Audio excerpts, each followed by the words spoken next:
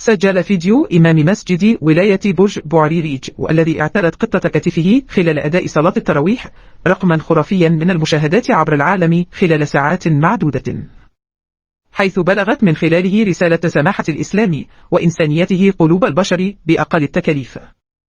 والتقط البث الحي لصلاة التراويح بالجزائر اللحظة التي قفزت فيها قطة على الإمام في ولاية برج بوعريريج، وبحسب ما ظهر في الفيديو لم يحاول الشيخ أن يقطع صلاته لإبعاد القطة، بل احتضنها وأكمل بسلام، وبعدها فارقته في لحظة سبقت ركوعه بثانية تقريبا، بعدما قامت قناة CNN الأمريكية بنشر الفيديو عبر حسابها في منصة الانستغرام.